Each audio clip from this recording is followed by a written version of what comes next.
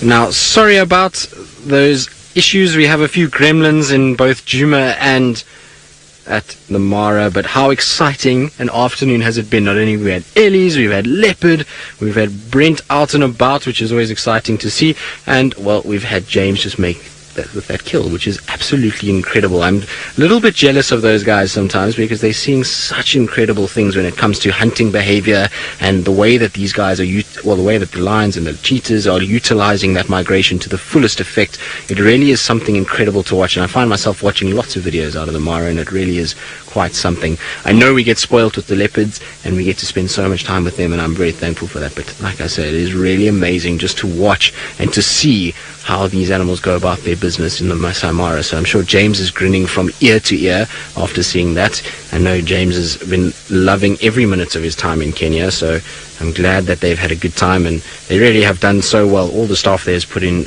massive amounts of work and massive amounts of hours to show us the most incredible sights from one of the world's most amazing destinations. So hopefully it will continue, and hopefully the guys will have a really good run towards the end of the TV shows. Not too many left now, and they've done a sterling effort so far, so I hope that it continues onward and upward, as we would say, into the future. So really it has been a sterling effort from everybody that's been involved in the Mara side. Little Thamba is still a bit sleepy, and the best part about this is that we're sitting all by ourselves at Twin Dams. There's not another single person around, and we've got a leopard all to ourselves. Is that not a special moment in life? You can see he's just at the corner of the dam. We've got that view to gaze upon.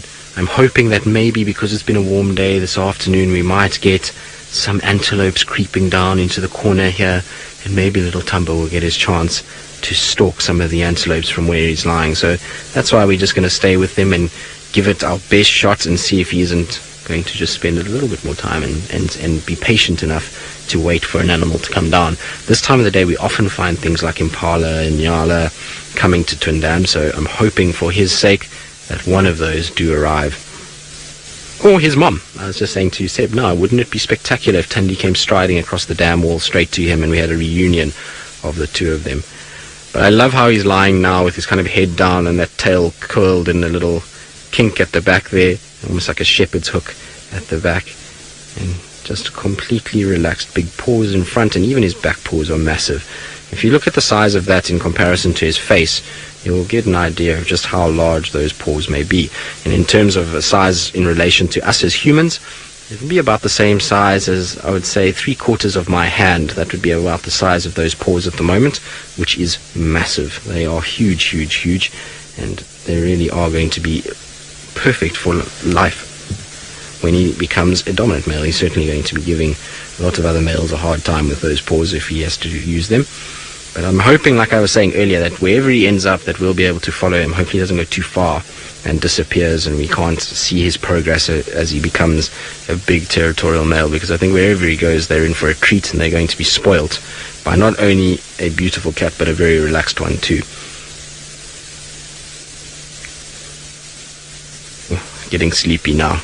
So enough of the stalking and drinking and entertaining. It's now time to have a little bit of a break and a little sleep. And our run of leopard and elephant luck continues. Sebastian, I think it must be you. Although Senzo's also had a bit of luck, the two of you are very lucky when it comes to both these animals. We were talking about sightings that Seb and I have shared. Seb and I have had some crazy sightings with elephants. Seems as though whenever Seb's with me, we get these really cool sightings of elephants all around the car, and it's very, very cool to work with somebody who enjoys it just as much as I do. Now, Paul, you're wondering how fast this leopard could run.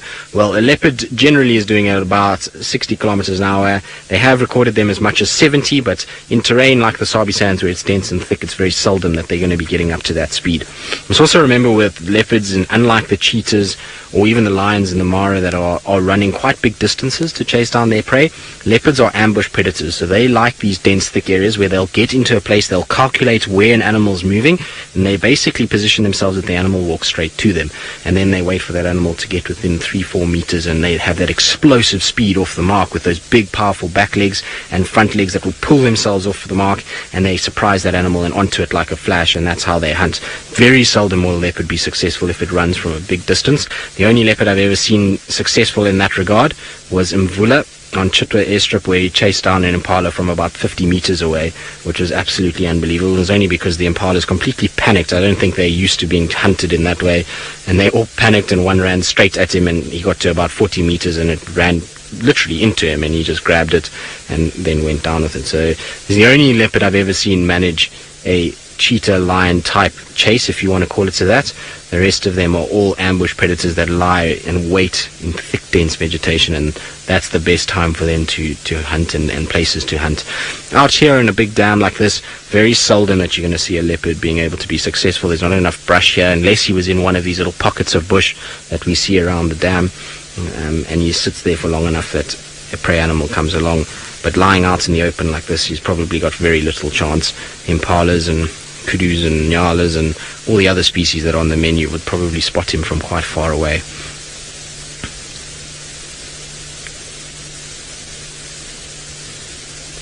What are you watching now? I'm sure he's still watching various birds that are on the edges of the water. There's, like I say, a few little three-banded plovers walking around, and there'll be some thick knees starting to come down just now as the sun is now set.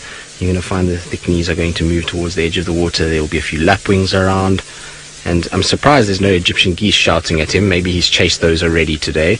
And there's also no monitor lizard either, and I was really hoping there was going to be monitor lizards at our little lair, the Love Lair that we had a few months ago, which is just to the left there. And for those of you that know the Love Lair, that's it over there. And look at how much the water has dropped. So I can't remember when exactly that was, but it wasn't long ago. That was at the edge of the water when we were watching it. The monitor lizards were going in there, and the water was slightly below, but not much. Now you can see that the water has really dropped quite some way from that particular hole, but no sign of the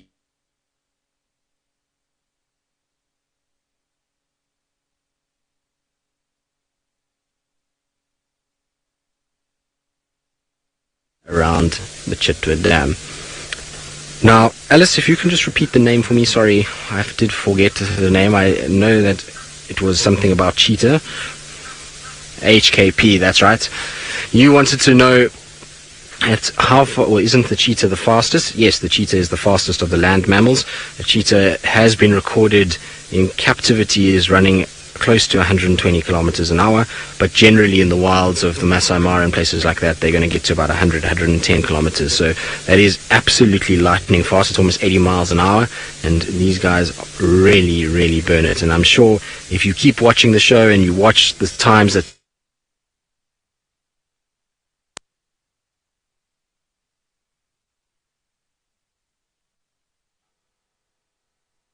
they move, it is quite something to watch. So they really are the quickest of the quick, and certainly keep a lot of the animals on that side on their toes.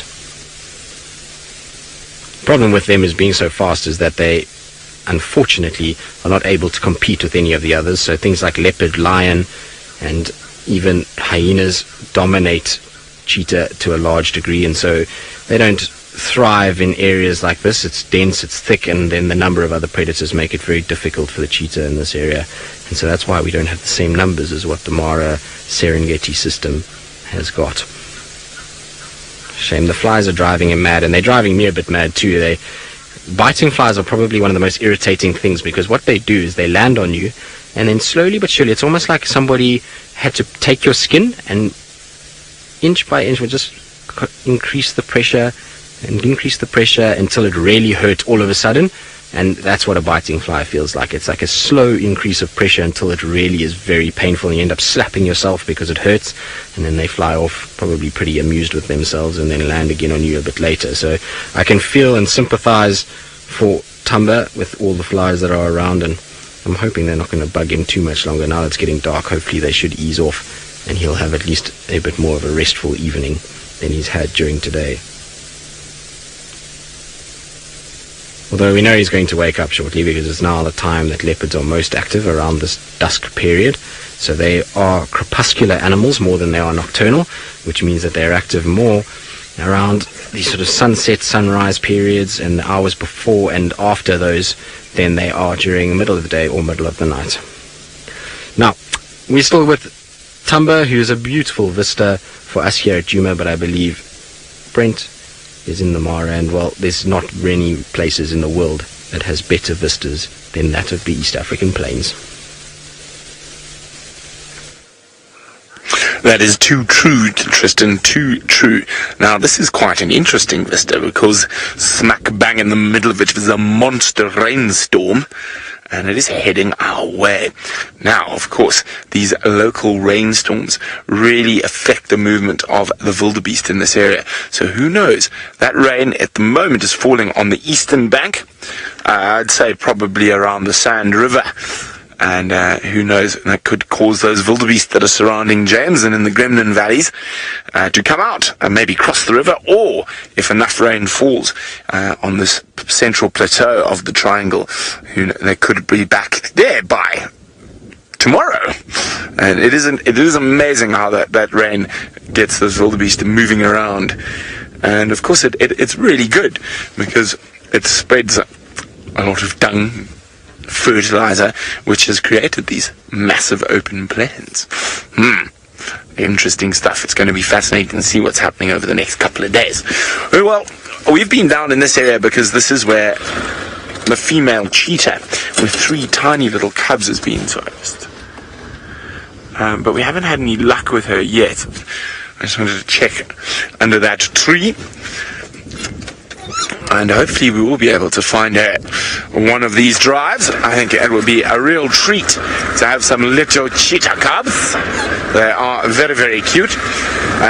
These guys are so small. I did see them, but unfortunately they were in a gremlin zone. And I love the way that little cheetahs' backs are the same color as the grass. So they have very much longer hair and much lighter to help them camouflage them from other predators. Now, of course, cheetah have a hard time with predators out here in the Mara, and not many cubs actually survive all the way to adulthood. So, fingers crossed. I think it's Kekenya, but I'm not 100% sure yet. It could be one of her daughters who's had cubs.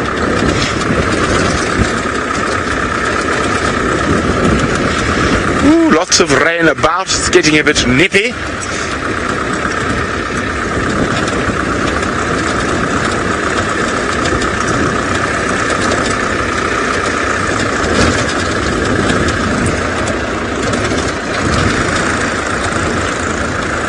Now, just checking around here. Darlene. Hi, Darlene. Welcome on the back of the vehicle. Darlene would like to know, when our chef is preparing our din-dins and whatnot in camp, does it ever attract any animals? No, it hasn't. Not yet. We're very, very careful that it doesn't. It's very easy to get a problem with hyenas and baboons and monkeys in particular. So we're very careful to make sure if there's no one in the kitchen, everything is locked up tight. And so they don't, we don't have any marauders. And we make sure there's no sort of food lying about and whatnot, and our rubbish is always locked up. And so far we haven't had any troubles with any marauding animals in camp. The thing that marauds around camp the most, of course, during the night though, is the zebra. So we can hear them munching away on the grass around our tents. But they're there for the grass, not for what either John or David, Simon or David are cooking. Now, we are heading into the zone of those young male lions. I'm hoping they might be about. And there's still a few straggling herds of zebra and wildebeest in these valleys. Haven't quite caught up with the rest of the lot that have ran south. And I'm just trying to get my bearings slightly to where that storm is. Actually, I think it might be a little bit further south than I initially expected. I'm just trying to figure out, so if we have a look over here, you can, there. So that little hill where my finger is, back to the left a bit, over there. That little hill there, it looks to be, yes it is indeed, Lookout Hill. So Silas is, oh wait, need my hand out here. Silas is about there, so it's just on the peripheries. So I would say, and the Sand River, so I'd say a lot of the rain is, it could be around Silas, or maybe a little bit further south. Now, I have had a lack of kitty cats and a lack of wildebeest, but it sounds like my friend Jamesy is surrounded, so let's go find out.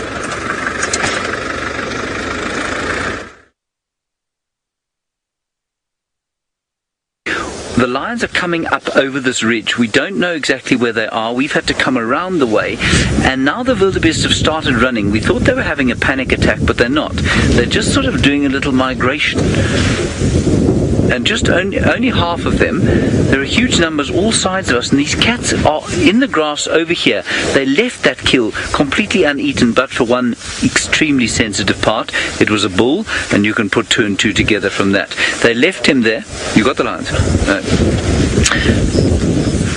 And we wanted to follow them up over the top, but it was too rocky, and so we had to come around. And they're in here somewhere. And we're just wondering exactly where. Oh, watch out, here they come. They're right next to us. Right next to us there. They've just nailed one. Just to the left. Left. They're right there. They've just smashed one. They came straight out of the grass behind us. I cannot believe we missed that. Right here. Straight out of the grass.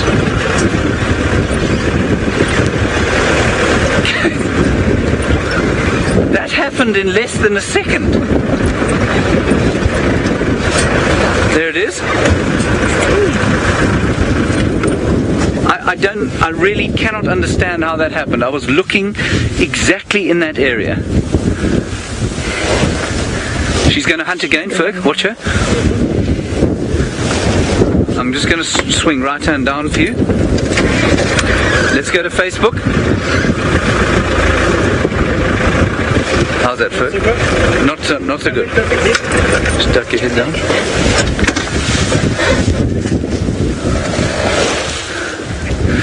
Everybody, we're on our second hunt here. In fact, the third. We've just watched another wildebeest go down, and now that lioness is on the hunt. We're not sure exactly where these wildebeest are going. They weren't panicked by the lions, but now they are. And that group there doesn't have any idea that there's a lion after them. Ferg, if you want me to move, I can. Keep it here for now. Should we stay here for now? We're going to stay here. Another lioness also having a go now, closer by. Ferg, have you seen this one next to us? Ferg is on camera, by the way, everybody. There's the other lioness here, and she's waiting for this herd. There she goes, and she's hoping the herd is going to head this way. They have not picked up on these lions yet, the wildebeest at the back. This is the absolutely crazy sighting. Thank you to all of you for your comments and questions. I think we're going to sit here for now. I think we might have to move around though, Ferg. What do you think? Okay, there we go. I'm going to move quickly now. I've got eyes on the lioness. There are a lot of rocks here. If I see her run, I will stop the car, but I just think that the grass is so long here that we could easily miss it. Just a little bit up to that termite mound. I think we'll stop over there. We don't want to interfere. There she is. She's just over my right shoulder there, making her way towards the herd. We'll stop at this termite mound.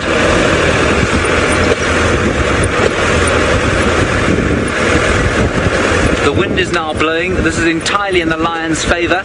There's still light. You see her, folks? She's just straight over my shoulder. Well done.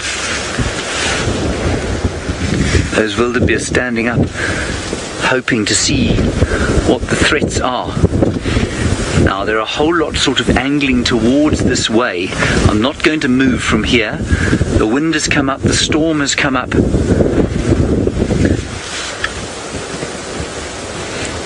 These lionesses are killing for the sake of killing. They have not been eating. They did not eat the other one that they killed. They've just killed another one behind us. There she is, well spotted. Straight towards them. Look how perfectly coloured she is. She's moving now on smell and on sound. She cannot see, but she knows she's close. She can hear their movements. She's using the wind. They will have absolutely no idea that that's where she is. Just watch carefully. Every so often, just a little flash of tawny fur through the grass. Oh, this is terrifying for a wildebeest. Oh, Maritza, you say it's like they're on a hunting frenzy. That's exactly what's going on. Can you still see her? I can't see her either. She's in there somewhere, everybody. Somewhere in there, and she's about to make her move.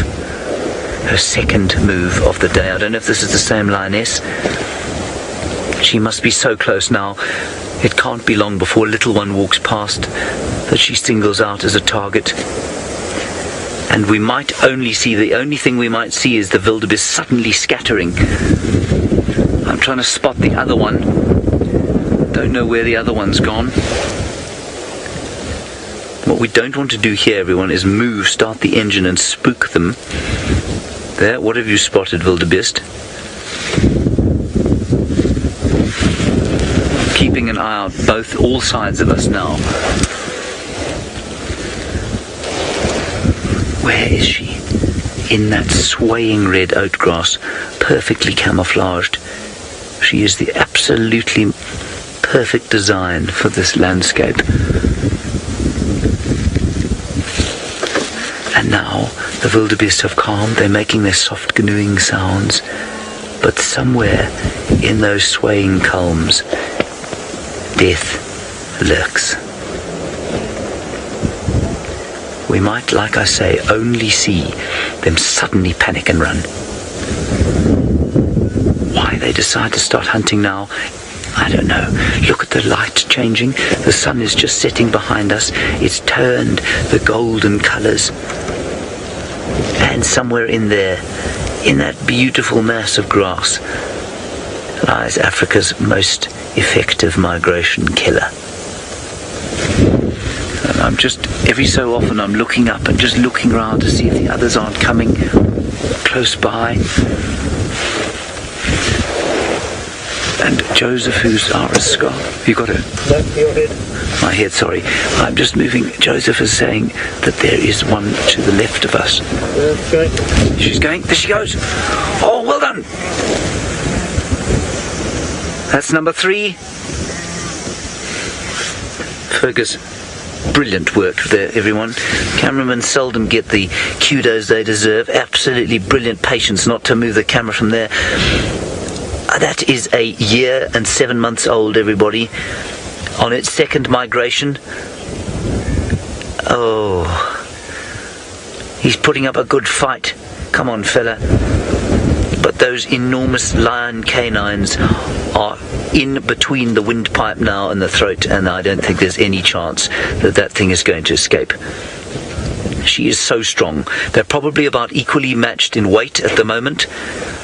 But in terms of strength, there really is no competition whatsoever. Now look at the rest of them behind there. They're not panicked. They're just now migrating slowly. They're just having a run. Now, I hate to do this to you, but just off to our left, there's another lioness stalking. I'm going to move slightly. There she goes. She's about to run. Can you see her there, Ferg? Okay, I'm going to stop here. Sorry about that. She's going to run. You got her. Just to the. You got her. There's a little stick to the right, Ferg. To the right. Quite a long way to the right. Where those wildebeest are there. She's just behind that stick. Okay. Somewhere there.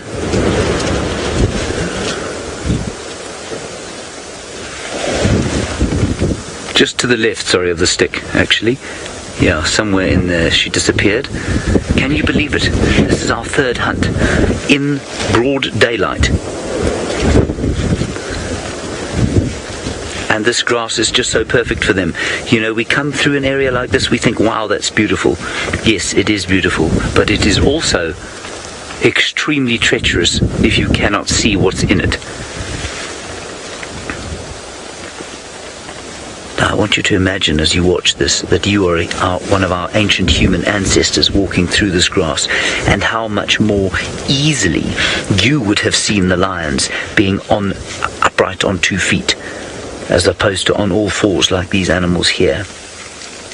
Turtle, I think your question is, are they killing just for fun, or why do they kill for fun? I think it's the same reason that a cat will chase a ball of wool. Because they can. It's what they do. And that strong instinct to hunt and kill, of course, comes from the need to eat. But at the same time, when there is so much to eat, the instinct to catch and kill doesn't disappear. They are not blessed of self-control like we are. You see anything there, Fergus? No, I can't either. She's there. We saw her go in there.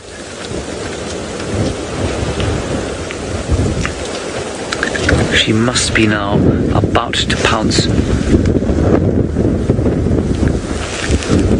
I'm just going to take my binoculars out and have a look-see. Yeah, James, you say it's a marvel to watch these lions. It's an absolutely astonishing thing to see. And it is so unusual for us because we're not used to following lions like this on the migration. I had no idea that this is how they behaved until I got here. I can't see any flashes of tawny amongst the grass there. Her tail will be flat down. She'll be approaching slowly, and the important thing is to keep a lookout everywhere. Because it's quite possible that the lioness we just saw kill, it's quite possible she's killed that wildebeest and left it and is now stalking again. Ferg, I'm going to suggest we move slightly forward. You want to back up slightly. We'll just watch to see if they run. And if they run, then we know they are moving away from her, which the others were not. The other lioness who killed is just over there to the right-hand side. Somewhere in that grass. I'm not going to try and find her because we could easily run her over. It's very thick. It's very rocky in here. I'm not worried about running this lioness over because she's sufficiently far enough away from us. I don't see her anywhere. Yeah, in front of us there's another one. I think that's the one who was killed. That's the one we saw killed. There are 5 lionesses so far that we've seen in this pride.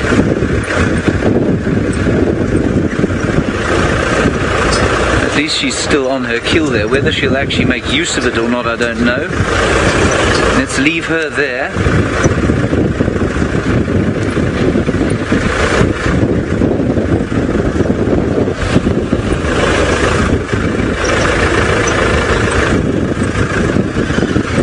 Benny, you're wondering what gnu's taste like, which is... You got it? She's right there. Benny, I'll get back to you. Ferg down. Yeah. You got her then. There she is, well spotted. She's not far now. Benny, you want to know what gnu tastes like? I don't know. I don't think I may have eaten it. Oh, here she goes.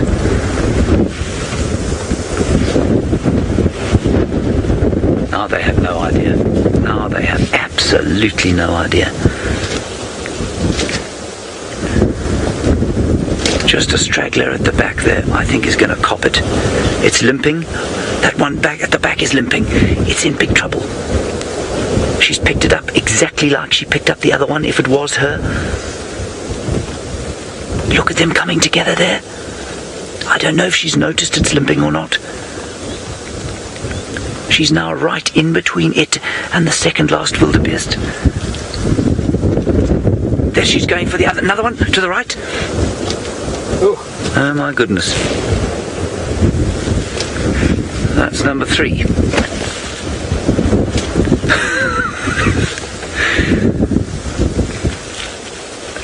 This is absolutely astonishing stuff. Can you believe the luck of that limping one? She didn't see the limping one, and she grabbed the youngster in front.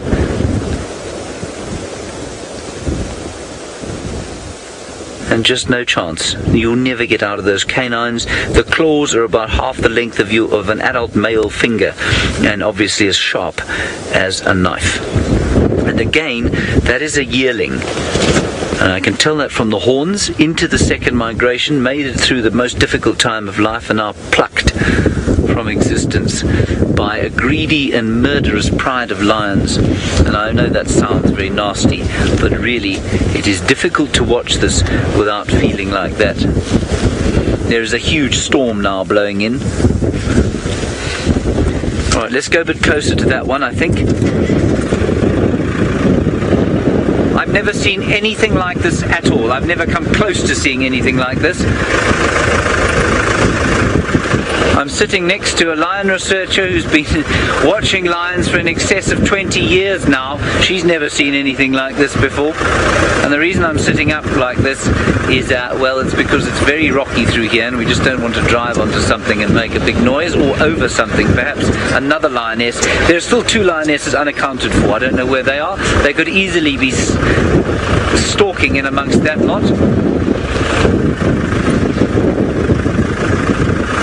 I think we might have to shut this down fairly soon, everybody, and put down the covers, because there is a big storm coming in. Now, we've got a question from the name, I'm afraid I missed it. You're wondering if they'll come back and kill what they leave. Nicole, often you know they won't. They'll just kill, they'll eat a few smackerels, and then they'll leave it for the vultures. There we go.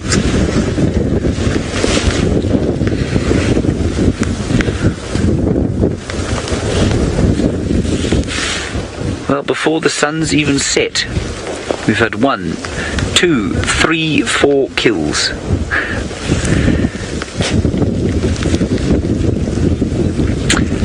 Alright everybody, this is where I find it very difficult to keep watching, because these animals do not die quickly. We're going to have to pack up for the storm, I think. Thank you for joining us. We'll keep you posted if anything else happens.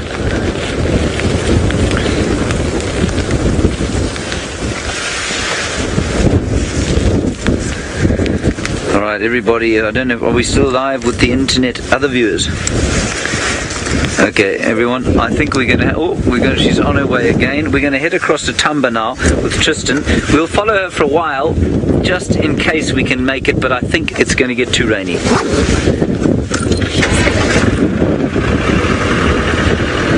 What do you think?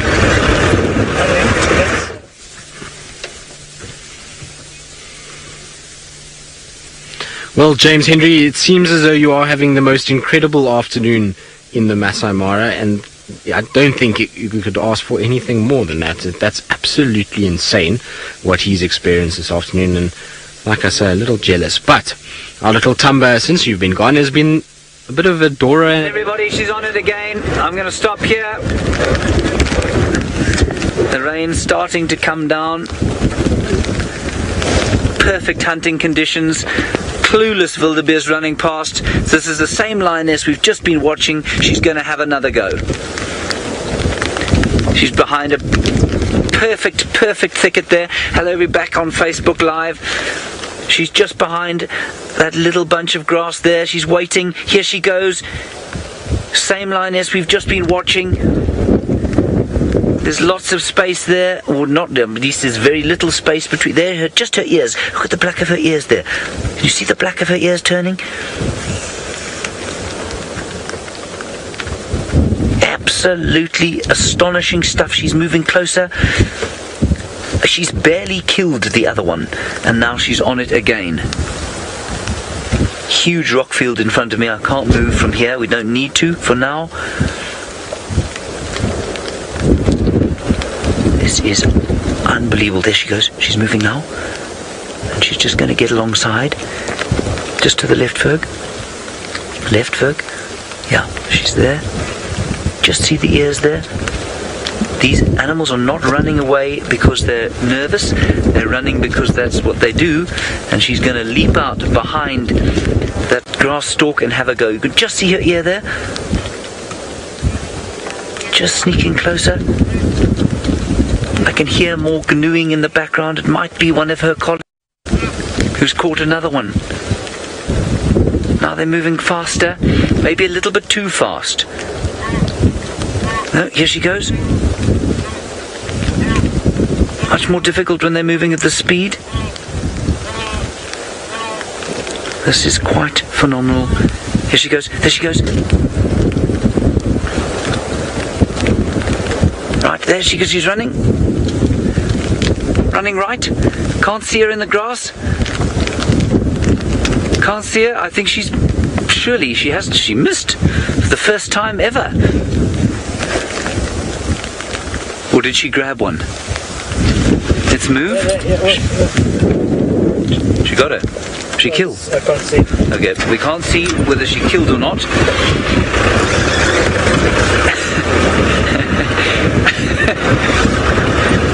I mean, I feel like a real heel laughing at this sort of thing. It's not really very funny if you happen to be a wildebeest, and it's quite disturbing for anybody who's ever watched lions before or watched cats and felt love for them. There she is in front of us.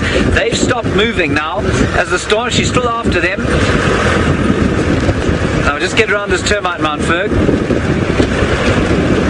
Cindy, I'm afraid I missed your question in amongst the driving wind now. You say, doesn't it make them exhausted, Cindy? I'm sure it does. There she is. I think that she is now going after the herd that is off towards the mountains there. No, running. It's almost like it's a fun game for her.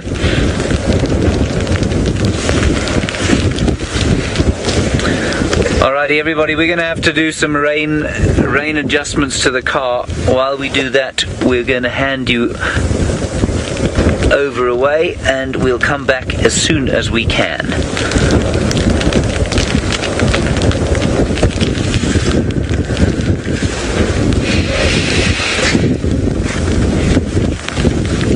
It's got a lock on it.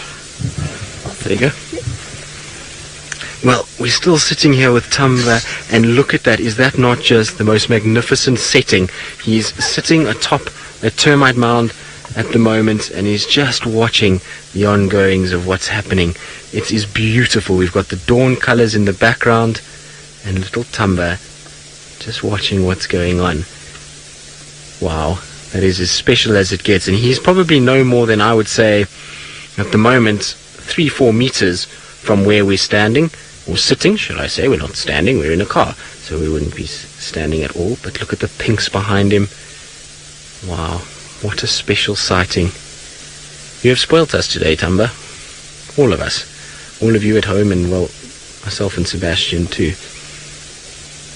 But you see, he's just sniffing the air a little bit. Now he's going to come down. You'll be able to see just how close he is as he comes down, because he's going to walk in front past the car. There he goes. So that is as good as it will ever get when it comes to a leopard. Thank you. So we've had everything from him today. We've had him stalking, we've had him drinking, we've had him in mounds. The only thing left is for him to climb a tree. Well, and considering that he's moving around all over the place, I suppose that's not too much to ask actually at this stage. He seems as though he is going to investigate everywhere, and trees are not beyond the realm of investigation at this stage. Now, Sebastian, just careful your head as we go underneath here. I almost said careful your hair, but it's because Sebastian does have quite long hair, but I didn't really mean his hair, I meant his head. And careful the camera. You good there, Sebastian? Yeah, very good. Excellent. So, it sounds like both James and Brent are having a little bit of a tough time when it comes to a big storm that is coming to the Masai Mara, and so, well, I think you guys are going to be with me for the foreseeable future, which hopefully you won't mind as we follow little Thamba through the thickets and move around and see where he happens to head off to. He is slowly mobile north, which is fantastic news because he's not then heading out of our traverse, so we'll be able to stay with him, and our patience of sitting with him at the dam and waiting for him to get moving is now paying off because he's now on his way and is slowly but surely walking. And I really want to stay with him because this will give me a lot of insight as to where he moves around. Now, a lot of you wonder about the tracking processes that we do.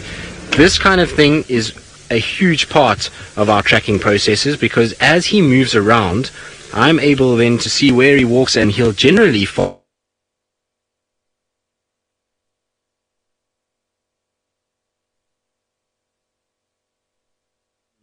walking around like this. So it is the perfect place to look and to be able to see what's going on. So hopefully he'll unlock some of the mysteries that is tracking Thamba, because we haven't had a chance to track him too much. And interesting enough, this morning as well was very sort of good to see that he didn't run away from trackers. But before we get into that, look at how those white markings on the tip of the tail and the ears stand out in even this dingy light. You can see it's getting dark, it's getting a little bit on sort of difficult to see, but those two white spots on the ears and the tail really stand out, and so it makes it much easier for him to follow his mom, or for his mom to see him, and for them to be able to follow one another. So those following signals are hugely important and hugely visible, even in horrible, dingy, dark light like what we've got now. Now, unfortunately, we can't really switch into IR just yet because we don't have our IR light on. We got caught a little bit unawares with James and Brent hunkering down. So what we'll do is we'll have to, at some point, hopefully he goes a little bit static and you might see a bit of a wobble on the camera and hear a bit of noise, but we'll put our IR lights on so that I don't have to shine too many lights on Thamba himself. I ideally don't want to make him get full of light and... Okay, so Seb says that we can do it without putting on the lights as long as he's not too far. Well, Seb, the way that he's walking around the car this evening, I don't think we have to worry too much. There we go.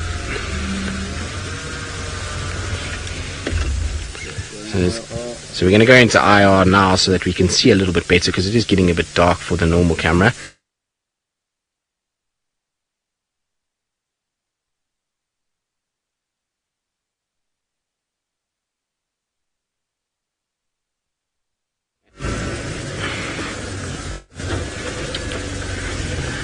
Riedel, you want to know if Thamba is as big as Thandi yet? Most definitely. I think they are of similar size now. I haven't seen the two of them walk together for quite some time, but just looking at him, and I saw Thandi here last night, so it would be, to my eye, that they look very similar. He might be slightly shorter, but I think he's probably weighs more than what she does already. Now off to the Mulawati we go, which is not exactly ideal, although the good news is that apparently our additions to the Chitwa mast, they're picking us up loud and clear from there, which means that hopefully we will have much better coverage in the Mulawati, and certainly Chitwa Dam is now no longer going to be the gremlin minefield. We've come guns blazing and we've now chased those gremlins away from that area, so we should be able to spend a lot more quality time at Chitwa Dam without having to worry too much. And the same hopefully will ring true for the Mulawati as well.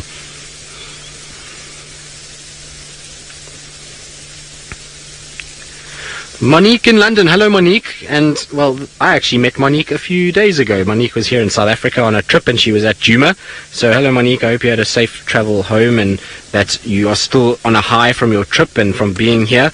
And you want to know if Thamba is my favorite leopard. Well, Monique, we shared a sighting together of Thamba when you were here, and yes, he is most definitely my favorite leopard. I absolutely love spending time with him. He is beautiful and, well, he's intriguing. He's always moving. He's always up to something, and so I certainly love spending time with him. He's my favorite of the male leopards, let's put it that way. I think of the younger generation, Anderson of the older generation, and Thandi of the female generation. Those are my three favorites. Monique and I were talking about the weather, because I always say to her that I hope it's not a bad day in London and that it's sunny and warm, and she always says to me that generally when I say that it's raining. So I hope it's not raining today, Monique, and that you're having a good day. But little Thamba is off on here. What have you spotted? Seems that he spotted something, and I'm so surprised.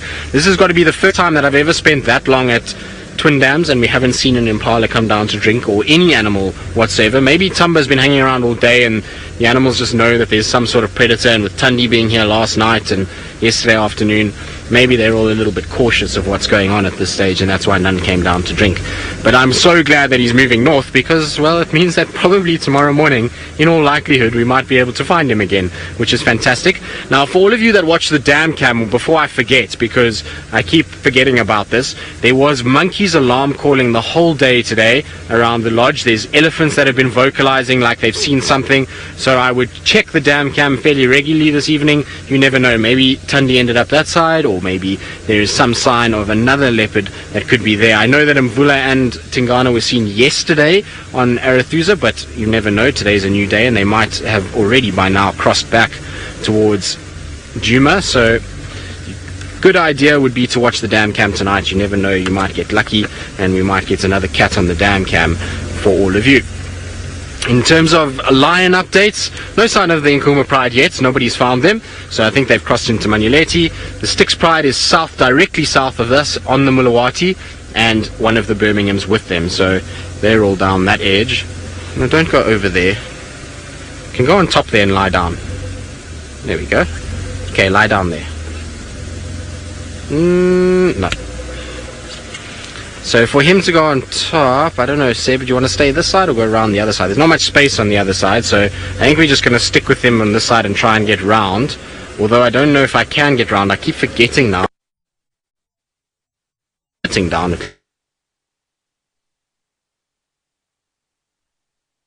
Spotlight too much, so Seb, I'm sorry if the light bounces around, but there we go, that's better. Now I don't have to worry about the spotlights and shine it into his eyes. The floodlights work a lot better. This is fantastic. You can hear our elephant whinging in the distance again. I wonder if it's the same Ellie that was whinging earlier and complaining. There we go, nice screenshots as well with the dark background.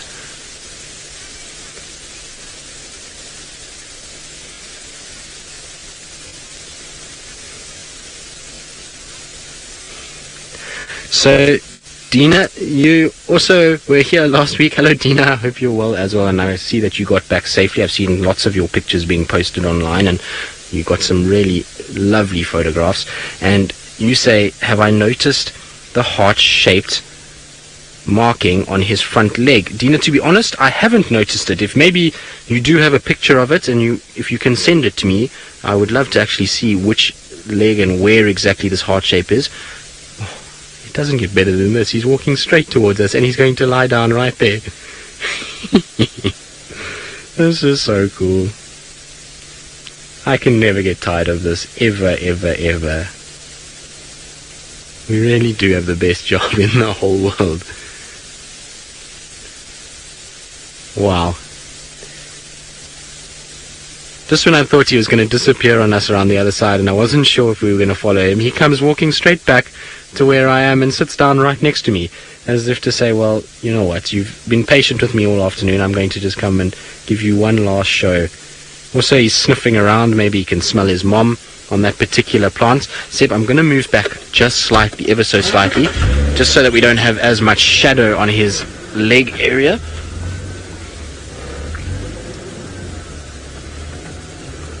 Oh, look at that, Seb. That is absolutely spectacular. Now, I might take a little illegal photograph, maybe, just maybe, because, well, it's not going to be every day that we get to see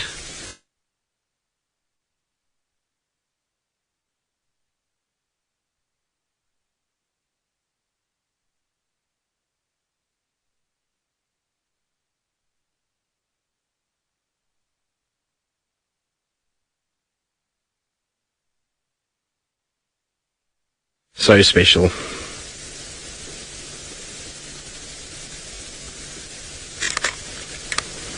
Like I say, it would be nice to have him just sit and recline up there. Now, Aubrey's just wanting to find out where Thamba is, so I'm just going to quickly give him an update so that he knows. Aubrey. Aubrey.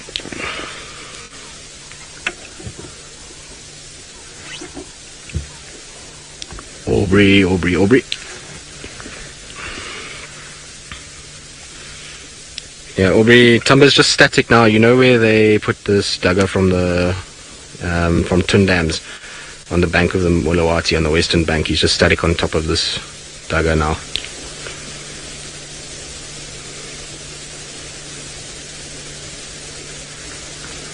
They found me out. It's 5/5 visual. Very nice. So there we go. Let Aubrey know, which will help Aubrey, and he's got some photographers with him, so I would be happy to help him and to get him here. And ultimately, the only reason we're seeing Thamba today is because Aubrey and Tax managed to track him down this morning, so we'll repay the favor and just help them out and let them come into the area as well. Oh, look at the size of the paw though as he grooms it. What are you watching around for? Now, for those of you that want a beautiful screenshot, hopefully he's going to open his eye at some point as he grooms, and that will be the business shot for sure.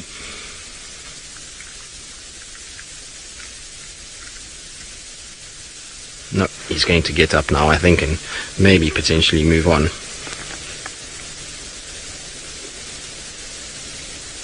Yep, there we go. He's posed enough for us now. He's decided, onward I'm going. Or are you going to sit on top there, rather?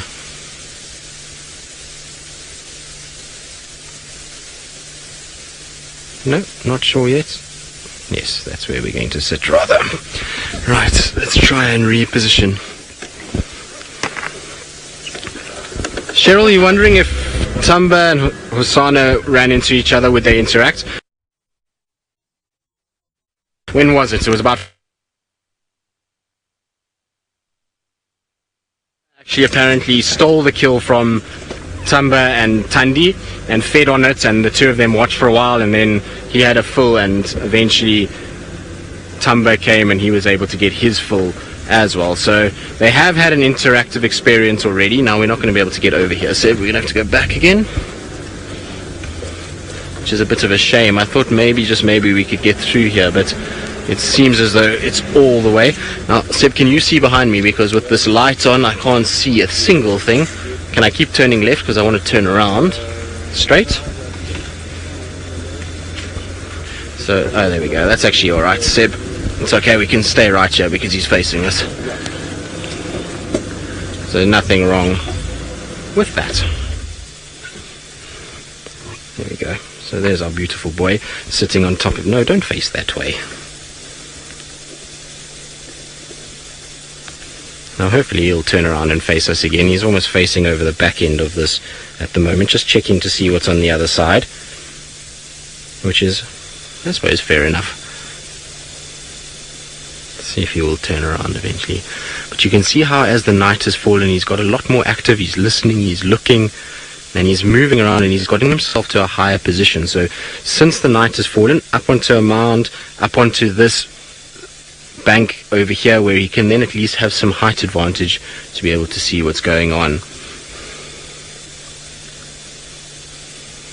Sky, the reason why they sit and groom themselves so much is because as they walk through this long grass, they tend to pick up things like ticks and mites, and so the grooming is to get rid of all of that. It's to keep the coat in good condition, keep their fur nice and clean, and get rid of any little bits of loose fur as well as any parasites that may potentially be on them, so that they stay as a healthy animal. Too many parasites and they could then potentially get quite ill, so much better for them to actually try and clean themselves as regularly as possible and keep themselves nice and healthy.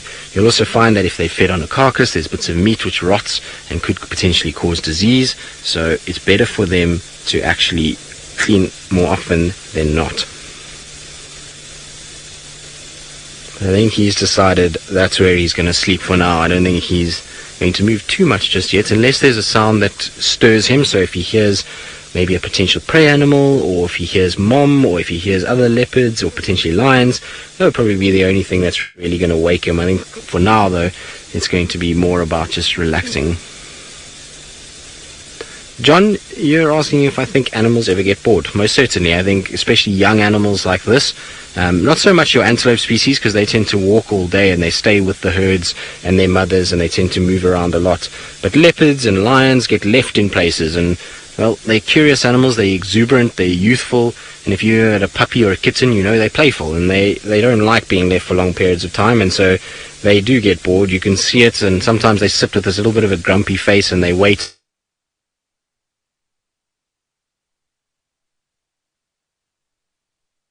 Find a carcass and feed, or any of those kind of things. So they do certainly, in my mind, show signs of boredom.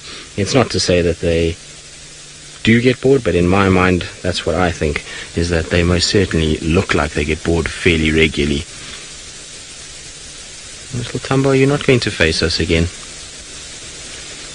think he's given us such a good show this afternoon that we can't really grumble if he decides not to show his face for a while. Just little ears perking up. Maybe he'll turn his head again.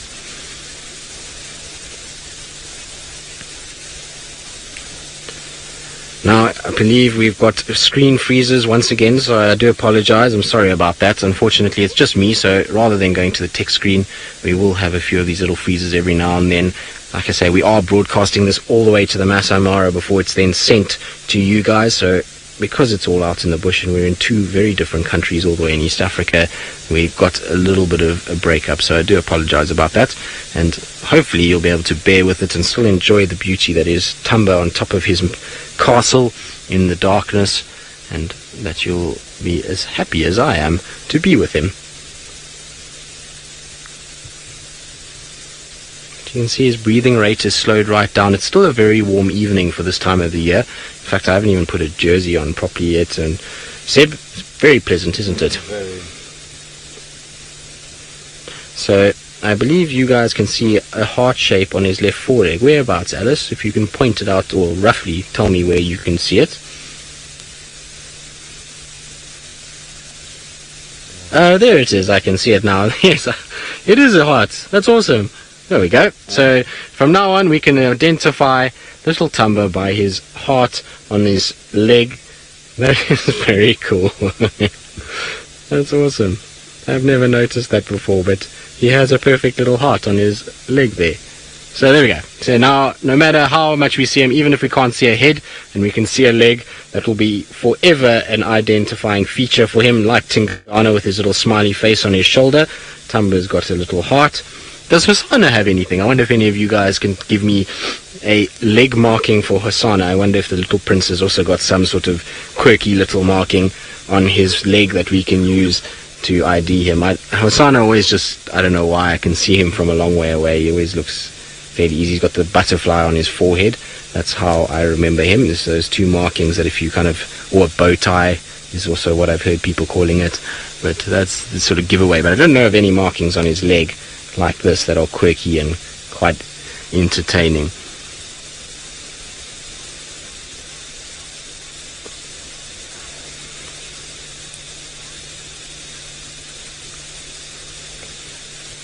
Lovely Laurie, you want to know why we don't chip the animals to make them easier to find? Well, there's a number of reasons for it. The biggest reason for me is that to chip an animal means we've got to interfere in its life. It means that we've got to dart it, we've got to then put it in, and really I don't think that's the way that we should be doing things. At the end of the day, these animals give so much to us as it is. We get to see them, we get to spend time with them. We've built up this relationship of trust where they don't move away from us because we're sitting with them and for long periods, and we don't hurt them and don't chase them away. That I think it would be sacrilege to break all of that by darting them and trying to chip them. Also, it would take away from the whole fun of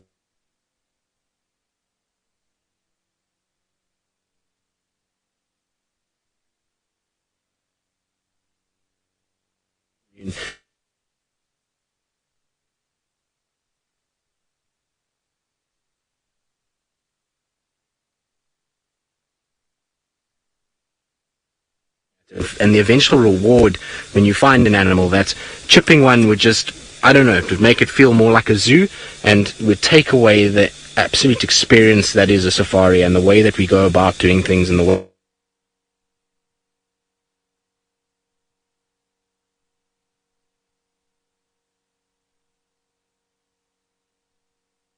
Certainly makes it that much more worth it than just driving around and going, okay, I'm going to go to the lion now, then I'm going to go to the leopard, then I'm going to go to the cheetah, then I'm going to, that to me is just, I might as well go to a zoo and walk around than to actually be in a wild place where animals are moving, you don't know where they're moving, and it's a chance of luck. That's how I see it. I'm sure other people might differ, but for me, that's the way it should be. These animals should, their rights and their way of life should come first before any of our wants and desires, and we should most certainly respect their space and their life, not to be able to monitor them constantly by putting chips in them. Where I do have no problem with a chip is in a situation where you've either released animals into an environment where they've formally become extinct and are now being reintroduced, and you need to research and monitor that population to make sure that they're not being poached. Fair enough, got no problem with that.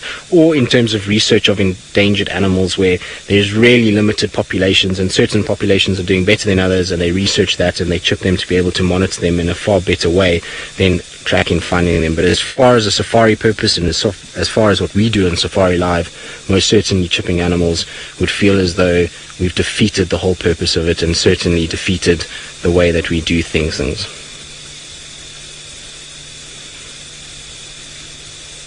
Eric the Poet, you say you think there's a bromance between myself and Thamba. Well, I think it's a one-sided bromance at this stage, Eric.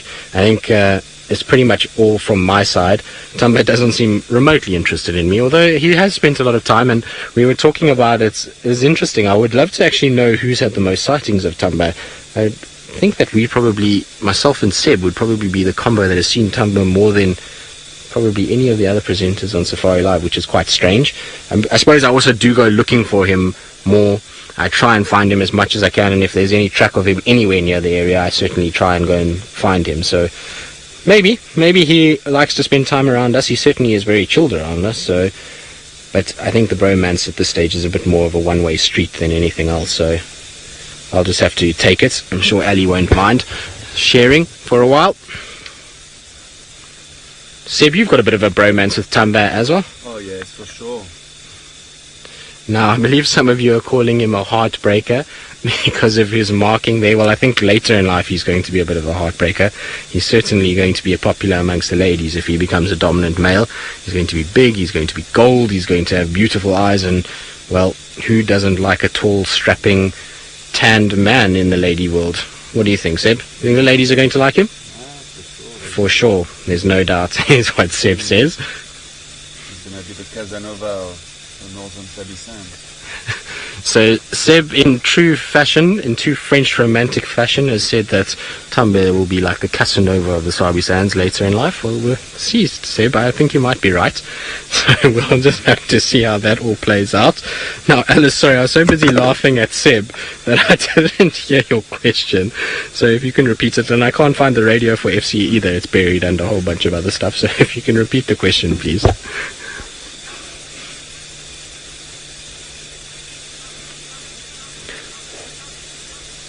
Tony, you want to know how many of the leopards we've named or that we have here at Djuma? Whew, Tony, okay, well, let's go through them. So these are all, let's go through the ones that we see regularly and that have a territory held within the Djuma system. So we've got Thamba and Thandi, first off, since we're sitting with little Thamba. Then we've got Shadow and her cub, her little female cub. By the way, still no updates on Shadow. No one's found her today. I have asked around, but we certainly will keep an ear out, and I certainly will inform everybody as soon as I do know about them. So that's 4. Then we've got Tingana, Mvula. That's 6 in Chila.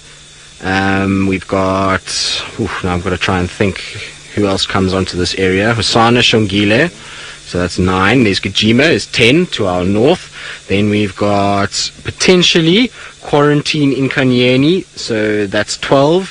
Who else is around? Kuchava, 13. Potentially Anderson.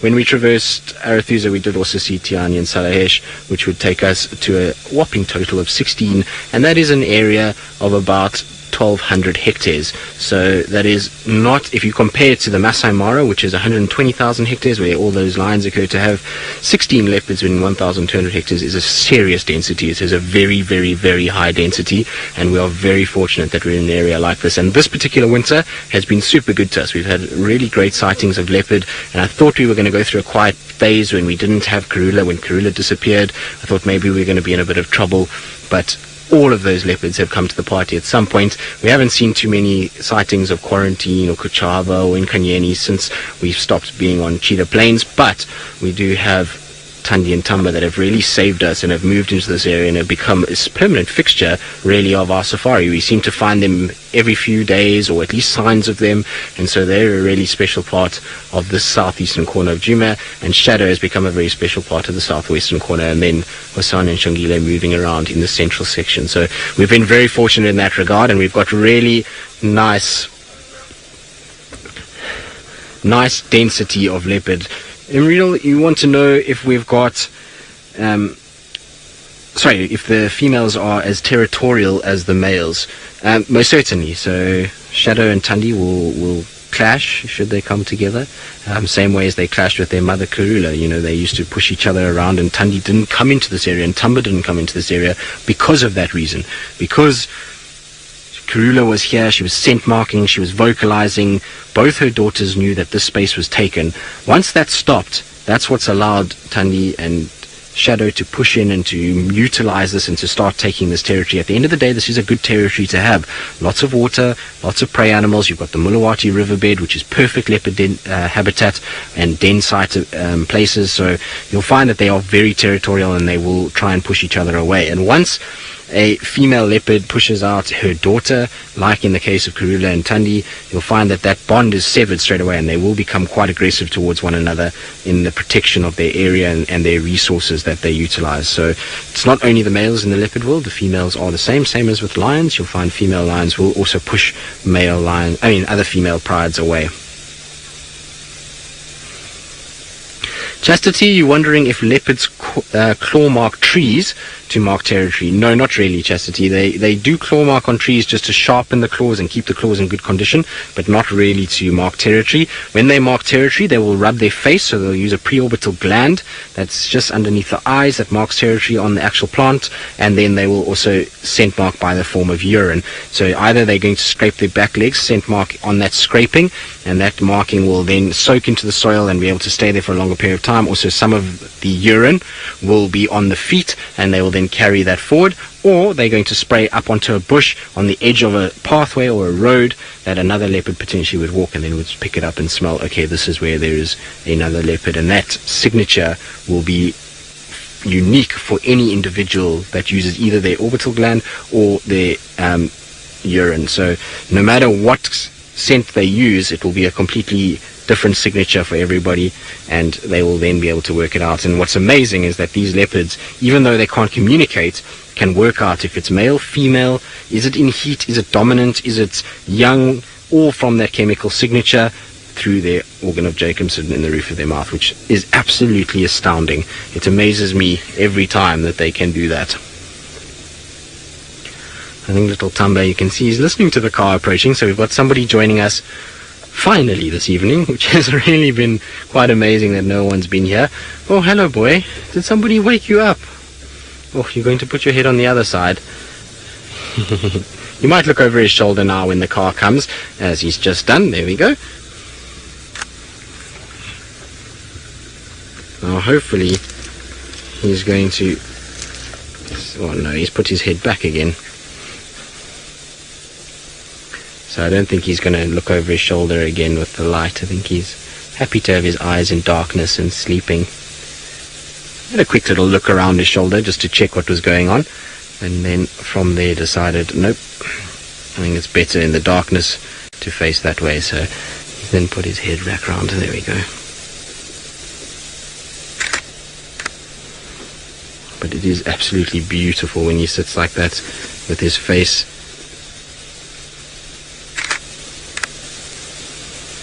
And that light. Now, I believe a lot of you have been getting incredible screenshots this afternoon, and well, I would imagine not only from Thamba, but from the lion kills that James has witnessed, to the beautiful scenery of the Masai Mara. It has just been a wonderful, wonderful day. We've been absolutely spoilt by Mother Nature. And particularly this cat. He's been a rock star. Take care, you're asking which leopard snores the loudest. Take care, I have no idea. To be honest, I've never spent enough time around all of them to know who snores the loudest. Tingana has a little snore that goes, and Anderson used to snore quite a bit, but I've never heard many of the others, so I'm not...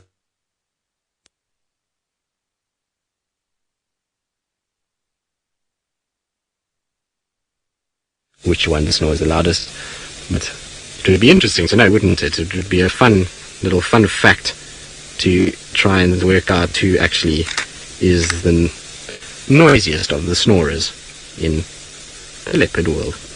But look at those eyes in the darkness. Is that not just absolutely wonderful? It is so majestic. And what I might do is just, there we go, make it a little bit darker and a bit more contrasty, and Seb's focusing on probably one of Thamba's biggest attributes, which is those beautiful eyes that he has.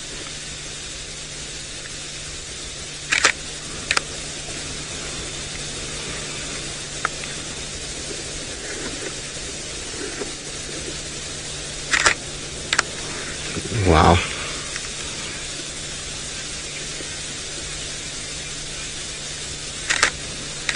Jody, you're asking if I've ever had the pleasure of naming one of the leopards. Jody, I actually haven't, and I tell you why. I've been asked to a few times, but I actually just haven't done it because it's not a huge thing for me. I know that it will be for a lot of other people, but for me, just the joy of actually seeing a leopard is more than having to give it a name. I feel like as long as I get privileged enough to see them and to spend time around them, then for me that's more than enough, and the gift that I get from them is being able to see them. It's not in giving them a name, so that's why I really haven't done it before.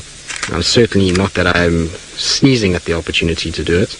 It's just that for me it's okay not to name one and to be able to just enjoy them as an animal that's out here and that I'm fortunate enough to see. So I was involved in, they asked me to try and come up with names for Tiani, for Inchila. In fact, Inchila,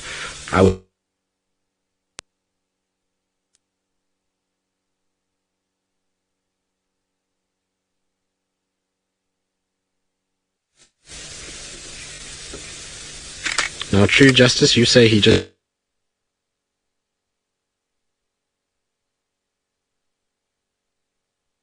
this evening to be able to show all of you just how pretty he is. He is an absolutely wonderful leopard, and he is posing about as well as any leopard could pose to finish up our afternoon. Wow, we are being absolutely spoiled. The fact that he's turned around, he's looking at us, the big bright big eyes, pink little nose. Oh, you are a special cat, little Thamba. I think we can all safely say that he has given us probably one of the best leopard sightings that we have seen of this particular animal in a long time. Certainly can't think of one that's topped what I've had this afternoon. Just in terms of where he's lay out in the open the whole afternoon. We've seen him looking at birds. He's been curious. He's been busy. It's been a wonderful afternoon. And I believe Lou in the Mara agrees with me. Well, Lou, you must have had a fun time in FC this afternoon because, well, you've seen the most incredible lion hunting. You've got a leopard over my shoulder at the moment that's posed beautifully. So it seems as though it's been a good day at the office today for all of us involved. I'm sure Seb's had a fun day as well. We had this. There we go. Incredible, according to Seb. Now, it is that time of the day where we are starting to wind down for the evening, unfortunately. But tomorrow, I'm sure, we'll still be out and about once the storm gets gone and moves away. I'm sure that they'll be continuing moving around there. Is that right, Alice? They are out tonight, aren't they? I think they are out tonight. I'm sure they are. They're out most nights, and there's lots of action going on there, so make sure that you keep an eye out and you watch what's going on in the Mara, because, well, like I said, it's just been so incredible to see what's been happening with that sun. But you can see little Thamba, I think, is going to reposition himself, maybe move on. It is that time of the day where we are going to say goodbye. And I'm sure James and Brent and Lou and the cameraman up in the Mara would love to have said goodbye, but they are being smashed by a deluge second to none. So from myself and Sebastian, we've had an absolute pleasure, and I hope you've enjoyed little Thamba as much as we have, and we'll see you on the Sunrise Safari.